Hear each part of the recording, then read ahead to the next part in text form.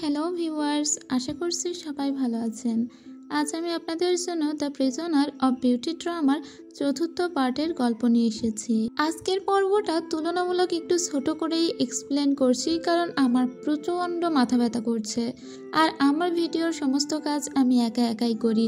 Video দেখা থেকে শুরু করে এডিটিং, ভয়েস ওভার সব আমি একাই করি। সেজন্য একটু বড় ভিডিও বানানো আমার পক্ষে পসিবল হয়ে উঠছে না। তবে আমি আপনাদের কথা দিচ্ছি যে আমি খুব দ্রুতই পরের পার্ট আপলোড করব। যেমন একদিন বাদে একদিন যদি আমি ভিডিও দিই এবং ভিডিও যদি ডিউরেশনে একটু কম হয় তাহলে অসুবিধা হওয়ার কথা নয়। আপনাদের আশা করি ভালোই লাগবে। তো যারা চ্যানেলে একদম নতুন তারা প্লিজ একটা সাবস্ক্রাইব করে দিয়ে ভিডিওটি দেখা শুরু করুন। তো চলুন শুরু করছি। গত পর্বে আমরা দেখেছিলাম লু ইয়ান ওর বাবা মাকে মেরে ফেলেছিল। যদিও বাবা আপন হলেও মা ছিল সৎ, এবং ও এখন থেকে এই শহরের লিঙ্গা শহরের লর্ড হয়ে গিয়েছে। এবং আমরা জানি যে ডিয়ার হান্ট প্রতিযোগিতার আয়োজন করা হয়েছিল ওই স্টেটে। আজকে আমরা দেখতে পাই লেডি চাওকে ওর ভাই আচি এদিকেই আসছে, ও খবর পেয়েছে, তাই আচিকে ও রিসিভ করে আনতে যাচ্ছিল। ঠিক তখনই ওর দেখা হয় মিস্টার ইয়ানের সঙ্গে। মিস্টার ইয়ান বলে, আমি আপনার সঙ্গে কিন্তু যেতে পারি, যেহেতু আপনি একা যাচ্ছেন। লেডি চাও বলে, তাহলে তো বেশ ভালোই হয় যদি আপনি আমার সাথে যান, কারণ মিস্টার ওই এখন বিজি আছে তার কাছে। এদিকে আমরা ওইশাওকে দেখতে পাই। ওইশাওকে ডেকে পাঠিয়েছিল লেডি লু। আপনাদের নিশ্চয় মনে আছে লেডি লু আছে এবং লেডি চাওয়ের চাচাকে দোষ দিয়েছিল যে ওকে নাকি তারা অপহরণ করতে চেয়েছিল। ওইশাও ওকে আশ্বস্ত করে যে ওর জন্য জাস্টিস এনে দিবে। এরপরে ওইশাও যখন অফিসের দিকে ফেরে তখন লিয়াং ওনার কাছে একটা বক্স দিয়ে বলে যে এটাকে সম্পূর্ণভাবে জোড়া লাগানো সম্ভব হয়নি, তাই ওই জেটটাকে সোনা দিয়ে জোড়া লাগানো হয়েছে। এদিকে আমরা আবার দেখতে পাই লেডি চাওকে। লেডি চাও তখনও ওয়েট করছিল, কারণ আচি এখনো পৌঁছায়নি। কিছুক্ষণ পরে আচি পৌঁছে যায়। এত দিন পরে ভাইকে দেখে ও তো ভীষণই আবেগ আপ্লুত হয়ে যায়। প্রায় 1 বছর পরে সে তার ছোট্ট ভাইটিকে দেখছে। ওর ভাইয়ের মাথায় হাত রেখে বলে, তুমি অনেক লম্বা হয়ে গিয়েছো, আমাদের ছোট্ট আচিটাও বড় হয়ে গিয়েছে। 2 ভাই বোনই কাঁদতে থাকে। আচি বলে, তোমার সঙ্গে ওটা কে এসেছে? জামাই বাবু? আসলে ও একে জামাইবাবু ভেবে ভুল করে এবং ইয়ান ওদের বলে যে অনেক হয়েছে, চলো এবার আমরা ফিরে যাই। তখন ও ইয়ানকে জামাইবাবু সম্বোধন করলে ইয়ান একটু ইতস্তত বোধ করে, কিন্তু ওর শুনতে খুবই ভালো লাগে। লেডি চাও তখন আচিকে বলে, ওটা তোমার জামাইবাবু নয়, ওটা তোমার জামাইবাবু এর কাজিন। তোমার জামাইবাবু কাজে বিজি আছে, তাই উনি আমাদের সঙ্গে এসেছেন। এরপরে ওরা ফিরতে শুরু করে, কিন্তু প্রতিমধ্যে আচিকে অনেক কথা লেডি চাও বলে যে ওকে কেমন আচরণ করতে হবে ওই ফ্যামিলিতে গিয়ে। এরপরে আমরা লু ইয়ানকে দেখতে পাই। লু ইয়ানকে এখন সবাই এখানকার লর্ড বলে মেনে নিয়েছে, এই ছাড়া তো আর করার কিছুই নেই। এদিকে নিয়ে আসা হয় ওই স্টেটে। এদিকে আমরা দেখতে পাই রুমের ভিতরে একা বসেছিল ওইশাও আচির সঙ্গে তেমন একটা ভালো করে কথা বলে না, কারণ ও তো জেনেছে যে আচি নাকি লেডি লুকে কিডন্যাপ করার চেষ্টা করেছিল। তাই কোনো রকমে একটু অর্ধেক কথা বলে, যেগুলো না বললেই নয়।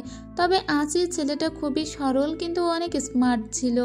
ও 1 কাপ চা এগিয়ে দেয় ওর জামাইবাবুর দিকে, কিন্তু ওর জামাইবাবু শুরুতে তো ওই চায়ের কাপটা অ্যাকসেপ্ট করতে চাইছিল না, কিন্তু আচি ওটা নিয়ে অনেকক্ষণ বসে থাকলে ওর জামাইবাবু না নিয়েও পারে না। এরপরে চাটা খেয়ে ওর জামাইবাবু বলে, যাও গিয়ে রেস্ট করো। আচি তখন এখান থেকে চলে যায়। আর ওইশাও আমরা সেই পেন্ডেন্টটা দেখতে পাই, সেটা নিয়ে লেডি লু এর কাছে এসেছিল। লেডি লু বলে, এটাকে সম্পূর্ণ জোড়া লাগানো যায়নি তো কি হয়েছে, যেটা হয়েছে সেটুকুই আমার অনেক পছন্দ হয়েছে। এরপরে লেডি লু বলে, তুমি কি এই বিষয়ে কোনো কিছু জানতে পেরেছো যে চাও ফ্যামিলি কেন আমাকে কিডন্যাপ করতে চেয়েছিল? লেডি লুকে তখন ওইশাও বলে, আজকে লেডি চাও তোমার সঙ্গে দেখা করতে এসেছে, ও তোমার কাছে ক্ষমা চাইতে চায়। এরপরে লেডি চাও আসে আর বলে, আমার চাচা এবং আমার ছোট ভাই আপনাকে কিডন্যাপ করতে চেয়েছিল, যেটা সত্যি খুবই দুঃখের ব্যাপার। তাই আমি ওদের হয়ে ক্ষমা চাইতে এসেছি। শুধু আমিই নয়, আমি, আমার ভাই আচিকেও ডেকে পাঠিয়েছি। যেহেতু ও এখন আমাদের এখানে এসেছে, তাই কেন নয় ও নিজে আপনার কাছে ক্ষমা চাইবে। যেহেতু ও বেয়াদবি করেছে তাই ওকে তো ক্ষমা চাইতেই হবে। এরপরে আচিকে আনা হয়, তবে আমরা দেখতে পাই এটা তো আচি ছিল না। আচির পরিবর্তে অন্য কাউকে আচি সাজিয়ে নিয়ে আসা হয়েছে, যেটা ঐশাও দেখেই বুঝতে পারে, কিন্তু ঐশাও কোনো কথা বলে না। এই ছেলেটি এসে বলে, আমি অনেক বড় অন্যায় করেছি, আপনি আমাকে ক্ষমা করবেন। তখন লেডি লু বলে, ঠিক আছে, যেহেতু তুমি তোমার ভুল বুঝতে পেরেছো তাই আমি তোমাকে ক্ষমা করে দিলাম। এতে লেডি চাও হেসে বলে, আপনি যে বললেন আমার ভাই আপনাকে কিডন্যাপ করতে গিয়েছিল, আপনি সত্যি করে বলুন তো, আপনি আমার ভাইকে চেনেন, দেখেছেন কখনো ওকে? লেডি লু বলে, হ্যাঁ, এটাই তো তোমার ভাই। তখন ও হেসে বলে, ও আচ্ছা, তাই নাকি? কিন্তু এটা তো আমার ভাই নয়, এটা তো অন্য কেউ, আমি ওকে আচি সাজিয়ে এনেছি। তখন লেডি লু অবাক হয়ে বলে, সেদিন আসলে রাত্রিবেলা ছিল তো আমি এতটা বুঝতে পারিনি, কিন্তু তোমার ভাইয়ের বর্ণনা আমি দিতে পারবো। এটা বলে একটা উল্টো পাল্টা বর্ণনা দিয়ে দেয়, কিন্তু সেটা একদমই ম্যাচ করে না আচির সঙ্গে। এবার খুব ভালোভাবে ওই সব বুঝতে পারে লেডি লু আসলে চাও ফ্যামিলিকে এবং লেডি চাওকে ফাঁসানোর চেষ্টা করেছিল। লেডি লু এখনও বলতে থাকে যে আসলে সেদিন রাত হয়ে গিয়েছিল, তাই আমি ওর ভিতরে কোনো কিছু ভালোভাবে আঁচ করতে পারিনি। তখন লেডি চাও বলে, তাহলে আপনি কিভাবে এটা আঁচ করলেন যে ওটা আমারই ভাই ছিল? আপনি রাত্রেবেলা কিছু দেখতেও পাননি, কিন্তু আপনি এটা বুঝে গেলেন যে আমার ভাই আচি আর আমার চাচা আপনাকে কিডন্যাপ করার চেষ্টা করেছে। ঠিক তখনই আচি এখানে আসে আর বলে, আমি আছি লেডি চাওয়ের ছোট ভাই, আপনাকে যদি কোনোভাবে অফেন্ড করে থাকি আমাকে ক্ষমা করবেন। কিন্তু লেডি লু মনে করে যে এটাও হয়তো কাউকে সাজিয়ে নিয়ে এসেছে। ও তখন বলে, না, এটা তো আছি, আমার ঠিক মনে নেই। এবার লেডি চাও সমস্তটাই বুঝতে পারে আর ঐশাও বুঝতে পারে, তাই লেডি চাও বলে, ঠিক আছে, আপনাকে কষ্ট করে আর মনে করতে হবে না। ঠিক তখনই চাল ঘুরিয়ে দেওয়ার জন্য লেডি লু বলে, ঐশাও, তুমি আমার কথা বিশ্বাস করো না, আমি তোমাকে বানিয়ে বানিয়ে মিথ্যা কেন বলবো? ঐশাও তখন বলে যে আমি এই পেন্ডেন্টটা নিয়ে চলে যাচ্ছি, এটা তোমার কাছে থাকার আর কোনো অধিকার রাখে না। এরপরে আমরা দেখি যে লেডি লু প্রচণ্ড ক্ষেপে গিয়েছে এবং নতুন করে কোনো ষড়যন্ত্র শুরু করেছে। এদিকে ঐশাও খুব খুশি হয়েছে এটা শুনে যে চাও ফ্যামিলির কেউ অন্তত এখানকার কারোরই খারাপ কোনো কিছু করতে চায় না, তাই ও আচিকে ভালোভাবে ট্রিট করে। এদিকে আচিকে নিয়ে ব্রথেলে এসেছিল ইয়ান। আচি তো এখানে আসতেই চায়নি, এত এত মেয়ে চারপাশে, ওর খুবই লজ্জা করছিল, কিন্তু ইয়ান ওকে ধরে বেঁধে নিয়ে আসে। তো যখন ওইসব বাড়িতে ফেরে ও দেখে আচির হাতে একটা গামলায় কিছু পানি, এগুলো নিয়ে ও ঠায় দাঁড়িয়ে আছে। তখন ঐশাও এসে বলে, কি হয়েছে, এভাবে দাঁড়িয়ে কেন আছো? আচি তখন বলে, মিস্টার ইয়ান আমাকে নিয়ে ব্রথেলে গিয়েছিল, এটা আমার আপু জানতে পেরে আমাকে অনেক বকাবকি করেছে এবং আমাকে বলেছে এভাবে দাঁড়িয়ে থাকতে। ঐশাও বলে, তোমাকে শাস্তি দিয়েছে? তখন আচি বলে, হ্যাঁ, মিস্টার ইয়ান আমার হয়ে সুপারিশ করতে গিয়েছিল, কিন্তু মিস্টার ইয়ানকেও বকা দিয়েছে আমার আপু। তখন ঐশাও বলে, ঠিক আছে, তোমার আপু আমাকে যা ভয় পায়, তোমার আপুকে গিয়ে আমি বলবো তোমাকে কেন শাস্তি দিল, আর কোনো শাস্তি তোমাকে পেতে হবে না, দেখবে সে আর কোনো কথাই বলবে না। আচি বলে, সত্যি? ঐশাও বলে, তোমার কি মনে হয় তোমার আপু আমাকে ভয় পায় না? চলো গিয়ে দেখবে। এরপরে ও রুমে চলে আসে আর বলে, লেডি চাও, তুমি কেন তোমার ভাইকে এভাবে শাস্তি দিয়েছো? ওই একবারই তো ব্রথেলে গিয়েছে, ও এখন ইয়াং, ও তো যাবেই, তাই না? লেডি চাও বলে, ও আচ্ছা, তাই নাকি? তো আপনি যখন ইয়াং ছিলেন তখনও মনে হয় আপনিও বেশ যেতেন ওই সব জায়গায়। ও হ্যাঁ, আপনি ইয়াং কেন, আপনি তো এখনও ওই সব জায়গায় যান এবং আপনার টোকেন ফেলে আসেন, সেই সব টোকেন আবার বাড়িতে ফিরিয়ে দিতে মেয়েরা আসে। এবার তো ওইসব খুব লজ্জিত হয়ে যায় আচির সামনে এবং ফেসে যায়। ও আচিকে বলে, আচি, তুমি ভুল করেছো, তুমি কেন তোমার দিদিকে না জানিয়ে ব্রথেলে গিয়েছিলে? এক্ষুনি তোমার দিদির কাছে ক্ষমা চাও। আচি তখন আর কি বলবে। আচি ওর দিদিকে বলে, তুমি আমাকে ক্ষমা করে দাও, আমাকে তো মিস্টার ইয়ান ধরে নিয়ে গিয়েছিল, আমি আর কখনো যাব না, আমাকে তুমি মাফ করে দাও। তো ওকে তো মাফ করে দেয়। আর ঐশাওকে বলে, আর আপনি কথা দিন যে আপনি আর যাবেন কিনা? ঐশাও তখন বলে, ঠিক আছে, আমিও আর কখনোই যাব না। এরপরে ঐশাও আচিকে বলে, তুমি নিজেকে প্রস্তুত করো, আগামীকাল এখানে হান্টিং প্রতিযোগিতা শুরু হবে, সেখানে তোমাকেও পার্টিসিপেট করতে হবে এবং আমি চাই তুমি যেন বিজয়ী হও। এই কথা শুনে ওদের খুব ভালো লাগে। এদিকে আমরা আফানকে দেখতে পাই। আফান তখনও ওয়েট করেছিল যে ওই স্টেট থেকে ওর জন্য কোনো লেটার আসবে, যেটা হবে ইনভাইটেশন লেটার। কারণ ও ভেবেছিল মনে মনে যে বিজেকে হয়তো ওই ডিয়ার হান্টিং প্রতিযোগিতায় ইনভাইট করা হবে, কিন্তু না, ও দেখে লেটার এসেছে ঠিকই, কিন্তু সেখানে লেডি চাও এটা লিখে পাঠিয়েছে যে আমার হাজব্যান্ড কোনো একটা কারণে চাও ফ্যামিলি এবং তোমাদের বয়া এই দুটাকেই ইনভাইট করেনি। দিদি, তুমি আমাকে ভুল বুঝবে না। ওই যে আগের দিন যখন লেডি লু বলেছিল যে চাও ফ্যামিলি থেকে তাকে কিডন্যাপ করার চেষ্টা করা হয়েছে, সেজন্যই তো ও ইনভাইটেশন পাঠায়নি। যাই হোক, আঁচি তো এখানে এসে গিয়েছে এবং আঁচি চেষ্টা করছে নিজেকে ইমপ্রুভ করার, এতে ওর দিদি খুব খুশি হয়। পরদিন সকালবেলা শুরু হয় ডিয়ার হান্টিং প্রতিযোগিতা। এখানে বিভিন্ন রাষ্ট্রের লর্ডেরা আসতে থাকে এবং তাদের সবাইকেই স্বাগতম জানায় লেডি চাও। এক পর্যায়ে লু ইয়ানকেও আসতে দেখা যায়, তবে লু ইয়ানের সঙ্গেও ফর্মালিটি বজায় রেখে তাকে এখানে স্বাগতম জানায় লেডি চাও। আচমকা সবাই যখন এই ঘটনা শোনে যে লু ইয়ান এখন লিঙ্গা শহরের লর্ড, তখন সবাই খুবই অবাক হয়ে যায়, কিন্তু কেউ তো আর জানে না যে ওই রাজা এবং রানীকে মেরেছে। কিছুক্ষণ পরেই শুরু হয়ে যায় হান্টিং প্রতিযোগিতার লড়াই। তার আগেই আমরা এখানে দেখতে পাই চলে এসেছে লেডি লু। লেডি লু বলে আমি বিয়ানজু শহরের হয়েই এসেছি এবং আজকে সে বিয়ানজু শহরকেই প্রতিনিধিত্ব করবে, যদিও তার হাজব্যান্ড মারা গিয়েছে।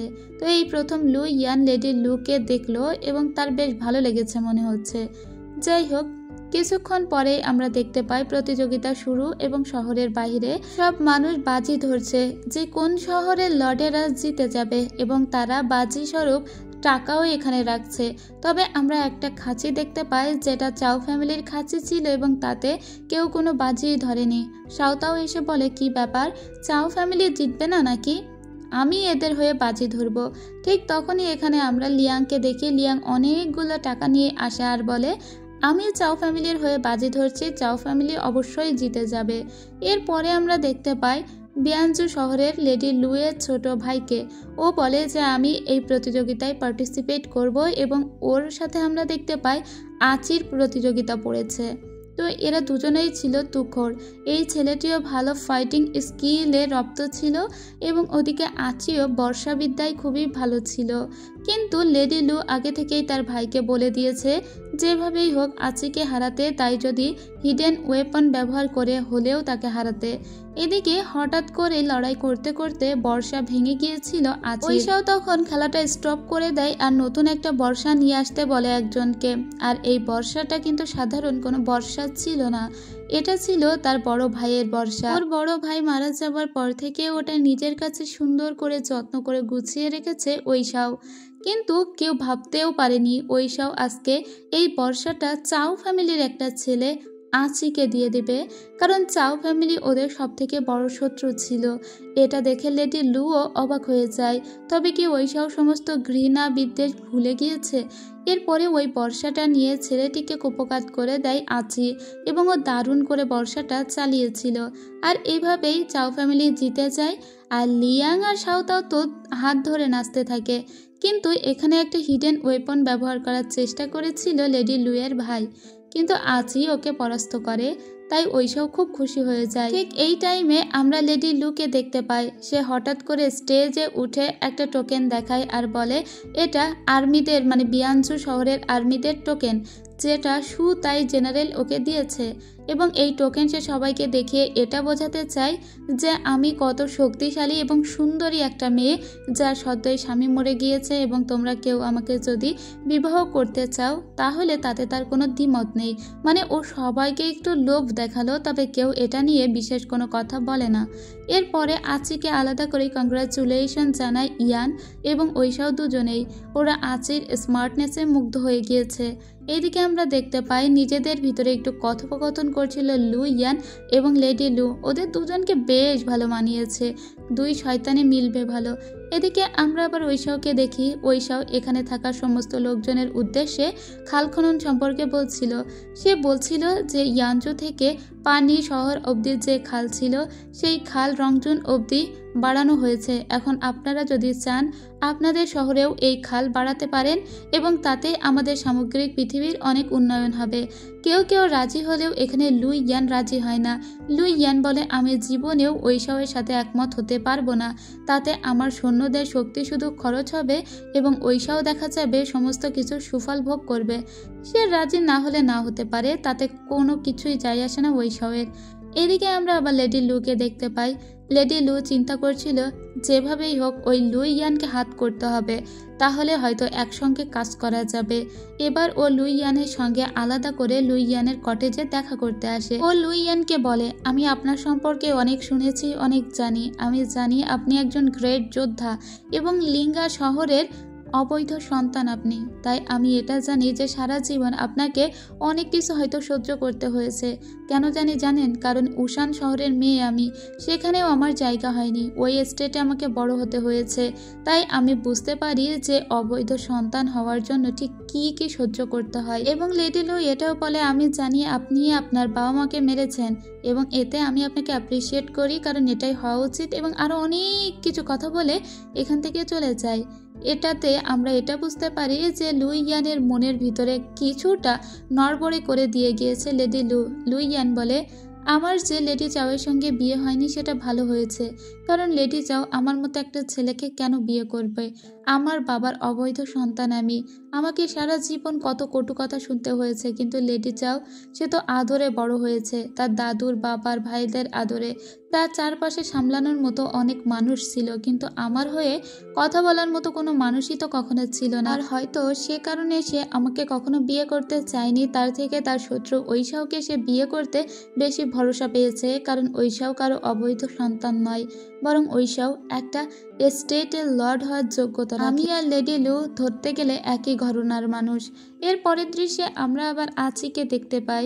ও যেহেতু এখানকার কাজ শেষ করে ফেলেছিল আর ওর দিদির সঙ্গেও একটু দেখা হয়ে গিয়েছে, তাই ও ফিরে যেতে চায়।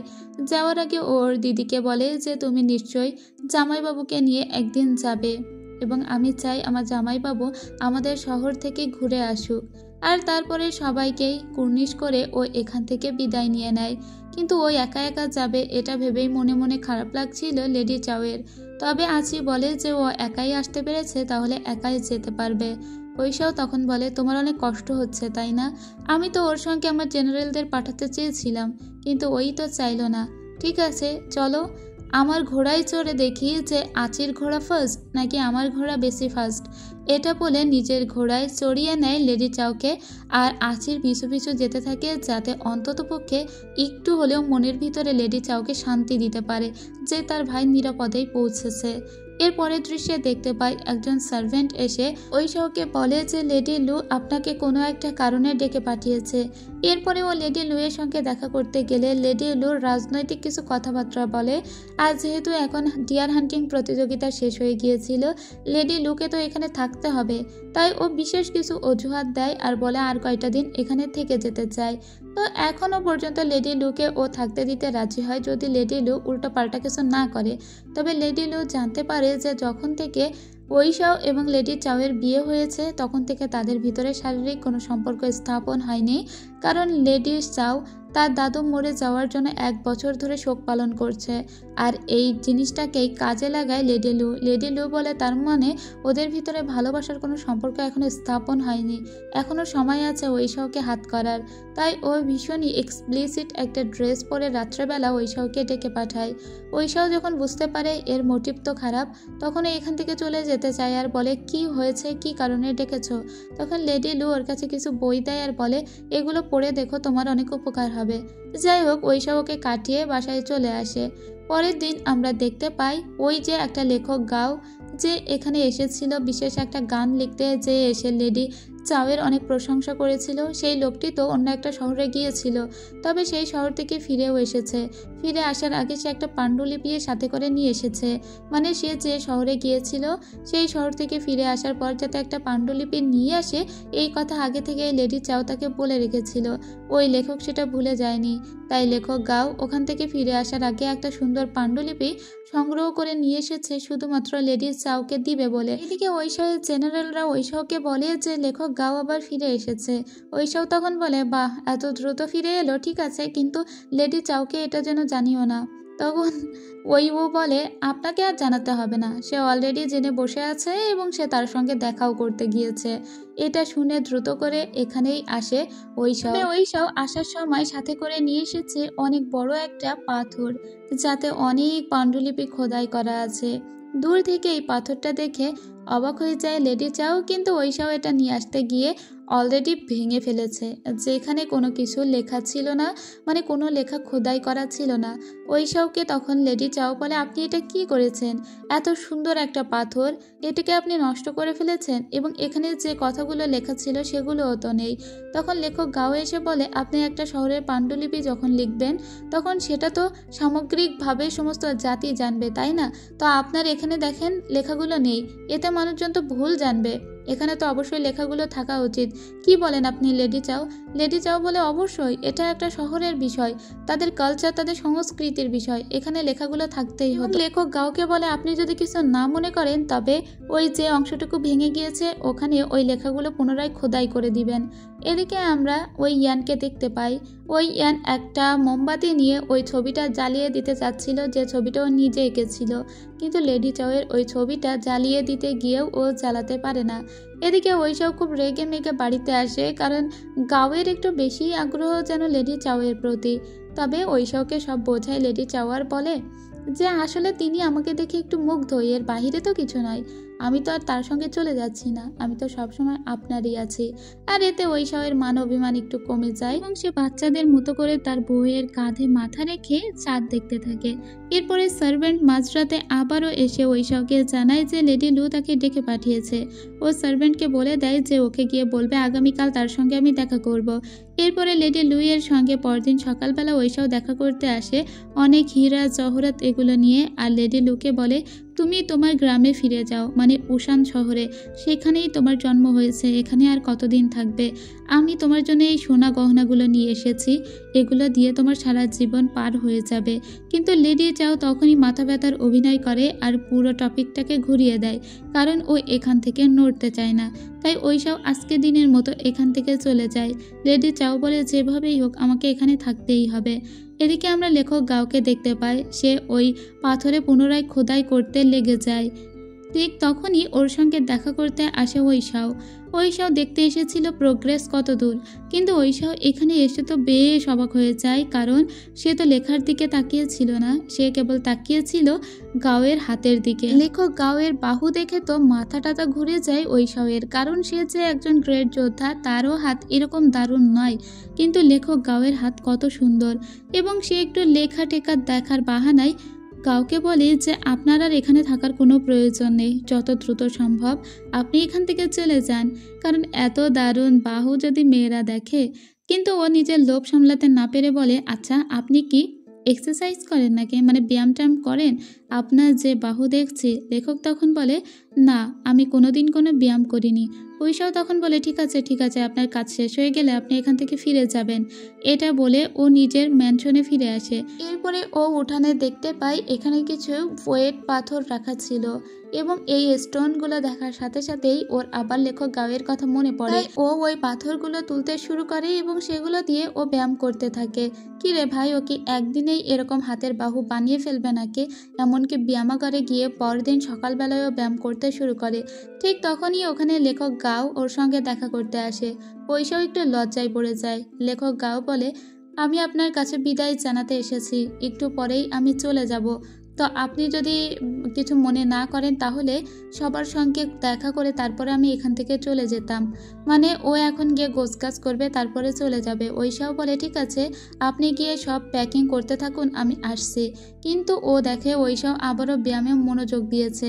তখন লেখক গাও বলে, আপনি যে পদ্ধতিতে ব্যায়াম করছেন সেটা আসলে ভুল পদ্ধতি, আসুন আমি আপনাকে শিখিয়ে দিচ্ছি।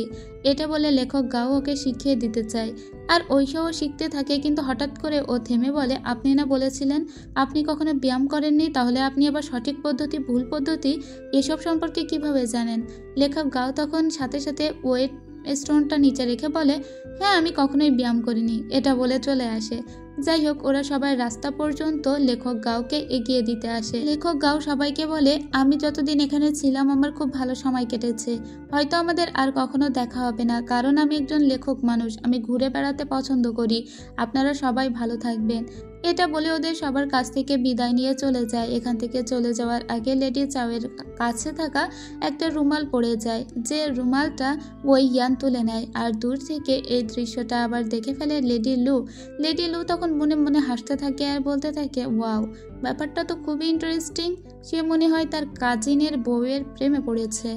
এদিকে আমরা লেডি চাওকে দেখি যে ও সব জায়গায় রুমালটা খুঁজছিল, কিন্তু কোথাও খুঁজে পায় না। তাই ঐশা ওকে বলে, একটা রুমালই তো, কি হয়েছে, মনে হয় রুমে রেখেছো, এটা বলে ওর হাত ধরে টানতে টানতে রুমে নিয়ে আসে।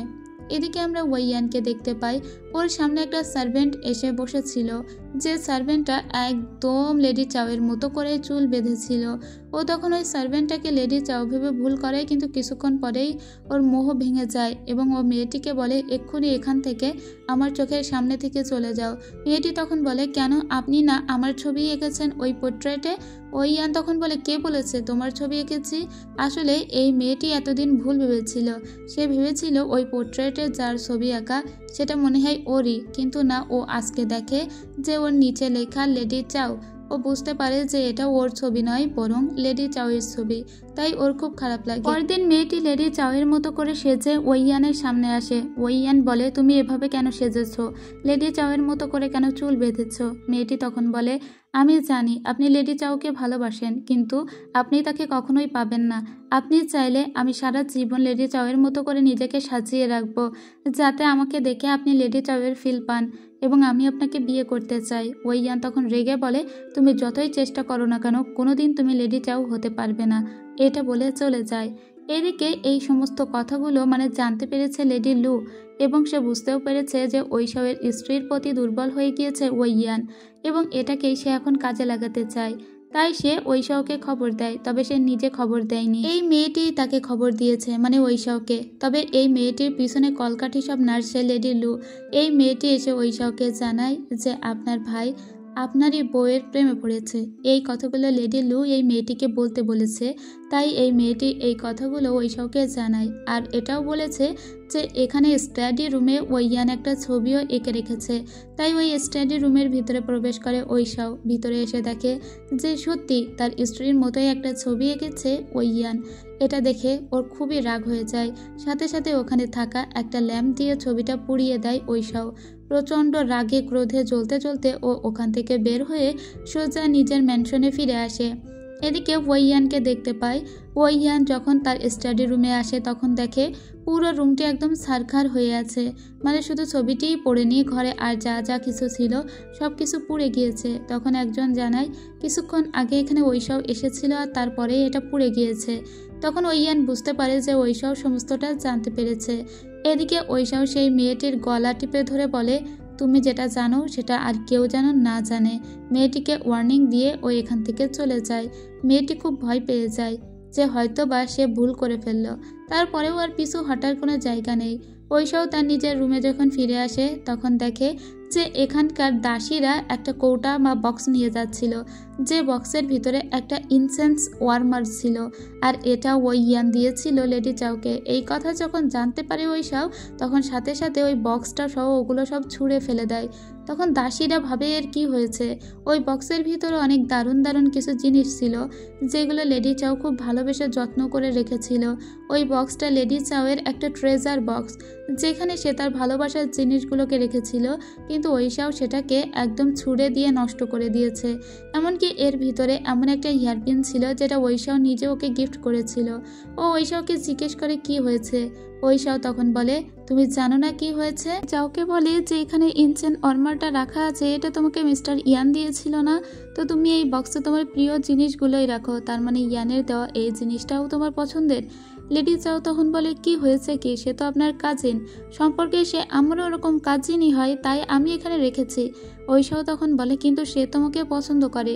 তখনই রেগে যায় লেডি চাও আর বলে সে আমাকে পছন্দ করতেই পারে, এতে আমার দোষটা কোথায়, আমি তো আর তাকে পছন্দ করি না। এটা বলে নিজের বেডে চলে আসে আর ওখানে ওভাবে শুয়ে থাকে। এরপরে ঐশাও দেখা করতে যায় ইয়ানের সঙ্গে। ইয়ানকে তখন গিয়ে বলে আমাদের ভিতরে যা কিছু হয়েছে তা যদি তুমি ভুলে যাও তাহলে আমি আর কিচ্ছু মনে রাখবো না। তখনও ঐশাওকে মেরে বলে আমি কোনো অন্যায় করলে তুমি কেন প্রোটেক্ট করো আমাকে, তুমিও উল্টো আমাকে মারবে। তখনই দুই ভাইয়ের ভিতরে ঝামেলা শুরু হয়ে যায়। ইয়ান বলে ছোট থেকেই তোমরা আমাকে আত্মীয়র মতো করে ট্রিট করেছো, কখনোই এটা ভাবতে দাওনি যে এটা আমার বাড়ি, সবসময় আত্মীয় হিসেবে ভেবে এসেছো। যখন কোনো অন্যায় করেছি তখন তোমরা আমাকে মাফ করে দিয়েছো, আমাকে প্রোটেক্ট করেছো, কিন্তু কখনো আমাকে মেরে ধরে বকে বলনি যে এটা ভুল। সেজন্যই আমি এরকম স্পয়েল হয়ে গিয়েছি। আজকে আমি তোমার বউয়ের দিকে হাত বাড়িয়েছি আর তুমি কিনা এসে বলছো সব কিছু ভুলে যেতে, তাহলে সমস্ত সম্পর্ক ঠিক থাকবে। না, আমি এখান থেকে চলে যাব।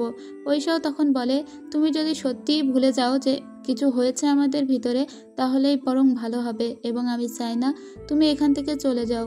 লেডি চাও যেরকম আমার স্ত্রী সেরকম তুমি আমার ভাই, তাই আমি কাউকেই হারাতে চাই না। এরপরে ঐশাও লেডি চাওয়ের কাছে ফিরে আসে, পিছন থেকে ওকে জড়িয়ে ধরে ওকে বোঝায় আমি তখন তোমার উপর বেশি রাগ করে ফেলেছি। তখন লেডি চাও গলে যায় এবং দুজন ভালোবাসায় মত্ত হয়ে যায়। ওদের ভিতরে যখনই কোনো থার্ড হুইল আসতে চলেছে ঠিক তখনই আমি দেখেছি এদের ভিতরের ভালোবাসাটা আরও বেশি গভীর হয়ে গিয়েছে। পরদিন সকালবেলা দাদিমা ওদেরকে ডেকে পাঠায়। দাদিমা তো কানা ঘোষা কিছু শুনেছে, দুই ভাই ঝামেলা করেছে। তো প্রথমে দাদিমা ঐশাওকে জিজ্ঞেস করে তার মুখে কেটে যাওয়া দাগ কেন। ঐশাও বলে যে সে পড়ে গিয়েছিল। এরপরে ইয়ানকে ডেকে পাঠিয়ে জিজ্ঞেস করে তার মুখে পড়ে যাওয়া দাগ কেন। ইয়ান বলে মদ খেয়ে মাতাল হয়ে পড়ে গিয়েছিল তাই দাগ।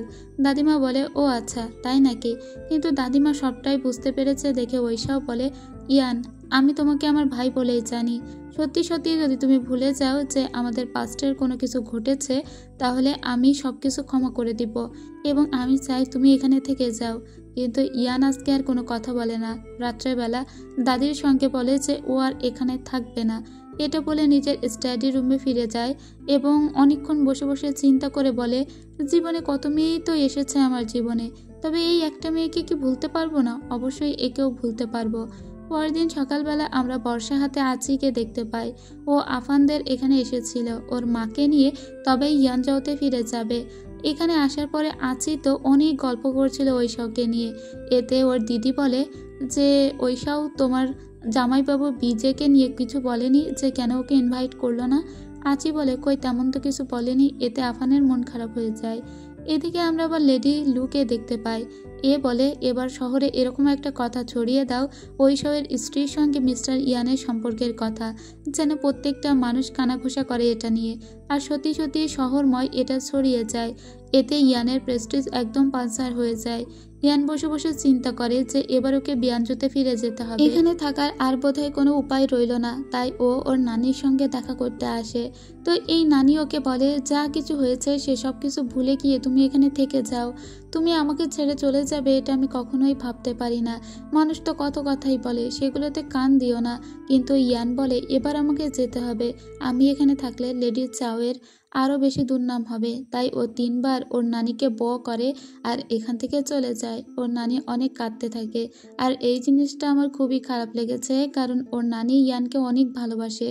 এদিকে লেডি লু আবার একটু আগুনে ঘি ঢালতে এসেছিল। সে ঐশাওকে এসে বলে আমি শুনলাম তোমার স্ত্রীর সঙ্গে ইয়ানের নাকি সম্পর্ক আছে।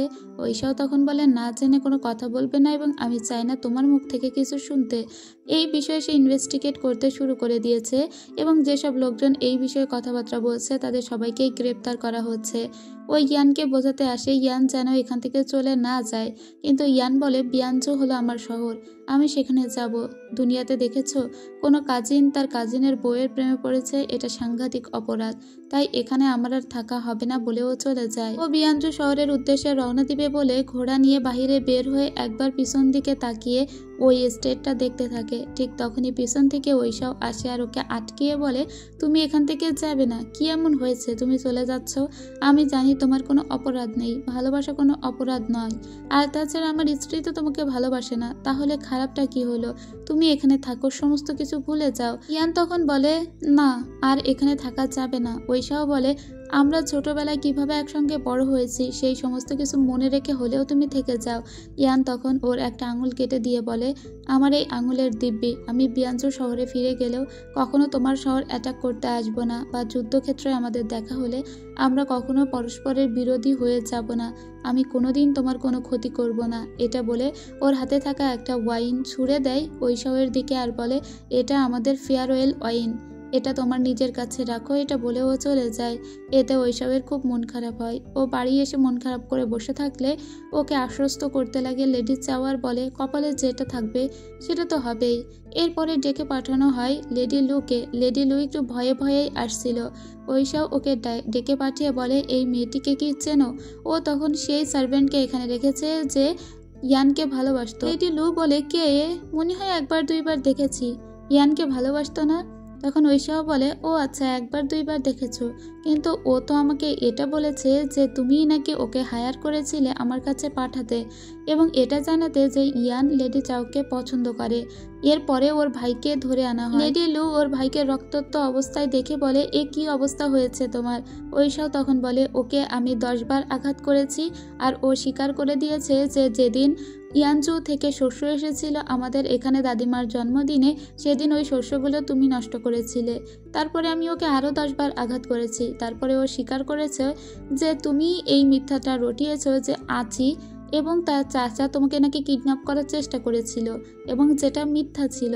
তারপরে ওকে আমি আরও 10 বার আঘাত করি। তখন ও স্বীকার করে যে তুমি ইয়ানের দাসীকে আমার কাছে পাঠিয়েছো এসব কথা রটাতে, যে ইয়ান আর আমার স্ত্রীর ভিতরে কোনো সম্পর্ক আছে। তারপরে ওকে আমি আরও 10 বার আঘাত করি। তারপরে ওই এটা স্বীকার করে যে সমস্ত শহরে আমার স্ত্রীর নামে আর আমার ভাইয়ের নামে যা কিছু রটেছে তা তুমিই রটিয়েছো। এবার কি বলবে লেডি লু? ও তখন কাঁদতে লাগে আর বলতে লাগে, আমি যা করেছি তোমার ভালোর জন্য করেছি। চাও ফ্যামিলি কোনোদিন ভালো হতে পারে না। দেখো, আমার কপালে তো রাজটিকা আছে, আমার রানীর কপাল, আমি একদিন রানী হবই। যে আমাকে বিয়ে করবে সে হবে এই রাজ্যের রাজা, আর আমি হব রানী। এরপরে ওর সামনে আস্তে আস্তে বসে পড়ে ঐশাও, আর ওর কপালে হাত রেখে ওর কপালের রাজটিকা মুছে দিয়ে বলে, এই হলো তোমার রাজটিকা। আমার ভাই অনেক আগে থেকেই জানতো তোমার কপালের এই রাজটিকা সেটা আসলে মিথ্যা, কিন্তু আমার ভাই জেনুইনই তোমাকে অনেক ভালোবাসতো, তাই তোমার এই সমস্ত কিছু মেনে নিয়েছিল। কিন্তু তুমি ভুলে যেও না যে আমি আমার ভাই নই, আর আমার ভাই যে পেন্ডেন্ট তোমাকে দিয়েছিল এটা রাখার কোনো অধিকারও তোমার নেই। কেবল আমার ভাই তোমাকে ভালোবাসতো বলে আমি তোমাকে প্রাণে বাঁচিয়ে রাখলাম, কিন্তু তোমার শাস্তিস্বরূপ তোমার নাক কেটে দেওয়া হবে। এবং তার জেনারেলদের বলে ওর নাক কেটে দিতে। লেডি লু তখন বারবার কাঁদতে কাঁদতে বলে, আমাকে তার থেকে মেরে ফেলো। কিন্তু ঐশাও তার কথায় অনড় যে ওর নাক কেটে দাও এবং ওকে এই রাজ্য থেকে বিতাড়িত করে দাও। এরপরে ওর নাক কেটে দেওয়া হয়। ঐশাও তখন ফিরে এসেছে অলরেডি অন্দরমহলে। ঐশাওয়ের আজকে মন খারাপ ছিল ওর ভাইয়ের কথা চিন্তা করে। লেডি চাও তখন ওকে এসে আশ্বস্ত করে। এরপরে আমরা দেখি যে লেডি লুকে ওই রাজ্য থেকে বাইরে বের করে দেওয়া হয়েছিল। তার নাক দিয়ে রক্ত পড়ছিল। সে এখনো পর্যন্ত কাউকেই তার চেহারা দেখায়নি, তবে একজন দাসী তার এই চেহারা দেখে তো বমি করতে শুরু করে আর সবাইকে বলে যে ওনাকে দেখতে কি বিভৎস লাগছে, এত জঘন্য আমি কখনো দেখিনি। তো এখন খুব খারাপ লাগে লেডি লুয়ের, যে সুন্দর চেহারার জন্য মানুষ তাকে প্রশংসা করত, সে কিনা আজকে এরকম হয়ে গিয়েছে। তখন সমস্ত দাসীরা নিজেদের ভিতরে সিদ্ধান্ত নেয় ওরা এখান থেকে পালিয়ে যাবে। যখন রাত্রেবেলা লেডি লু ঘুমিয়ে পড়ে তখনই ওরা চিন্তা করে ওরা নিজেদের বক্সগুলো এখান থেকে নিয়ে পালিয়ে যাবে, কিন্তু তখন লেডি লু ওদের ধরে ফেলে আর ওখানে 2 জনকে হত্যা করে আর বলে, তোমরা যদি আমার প্রতি লয়াল থাকতে চাও তাহলে থাকতে পারো, আর যে লয়ালিটি ভঙ্গ করবে তাদের অবস্থা এরকম হবে। আর লেডি লু নাকটা ঢাকার জন্য একটা মাস্কও তৈরি করে ফেলেছিল, যেটা পরে ওকে বেশ ভালোই লাগছিল। তো এখানে ও 3 জনকে মেরে ফেলে, বাকি 4 জন ওর সাথে থাকে এবং তারা কথা দেয় যে তারা এর প্রতি লয়াল থাকবে। তো এই 4 জনকে নিয়েই এখন লিংয়া শহরের উদ্দেশ্যে রওনা দেয় লেডি লু। এরপরে সে সোজা দেখা করতে আসে লিঙ্গা শহরের লর্ড লুই ইয়ানের সঙ্গে। ও লুই ইয়ানকে সরাসরি এসে বলে তার রানীর কপাল এবং যে তাকে বিয়ে করবে সে রাজা হবে। অথচ একটা কথা ভাবুন, এ নিজেকে দাবি করে যে তার রানীর কপাল, কিন্তু এর প্রথমে ঐশবের ভাইয়ের সঙ্গে বিয়ে ঠিক হলো, তো ঐশবের ভাই মারা গেল। তারপরে বিয়াঞ্চু শহরের চেন শিয়াংয়ের সঙ্গে ওর বিয়ে হলো, সেই লোকটাও রোগে ভুগে মারা গেল। এখনও বিয়ে করতে এসেছে লুই ইয়ানকে। না জানি লুই ইয়ানকে বিয়ে করার পরে লুই ইয়ানও হয়তো মরে যাবে। এর যদি রানীর ভাগ্য হবে, এ কেন দাঁড়ে দাঁড়িয়ে ঘুরবে? মানুষই তো ওর জন্য ঘুরবে, তাই না? কিন্তু না, ও জনে জনে বলে বেড়াচ্ছে যে আমার রানীর কপাল, আমাকে তোমরা বিয়ে করো, অথচ ওকে কেউ বিয়ে করতেই চাইছে না। যাই হোক, লুই ইয়ান এখন তো এর কোনো পথ নেই এবং দেয়ালে পিঠ থেকে গিয়েছে, তাই লুই ইয়ান এর সঙ্গে হাত মেলানোর জন্য একে বিয়ে করতে রাজি হয়। আর এর সাথে সাথেই চতুর্থ পার্টের গল্পও শেষ হয়ে যায়। তো কেমন ছিল এই পার্টের গল্প আর কেমন লাগলো আপনাদের অবশ্যই একটা কমেন্ট করে জানাবেন। দেখা হবে পরের পার্টে খুব শীঘ্রই। ততক্ষণ সবাই ভালো থাকবেন, সুস্থ থাকবেন আর আমার চ্যানেলের সাথেই থাকবেন। আজ এ পর্যন্তই। খোদা হাফেজ।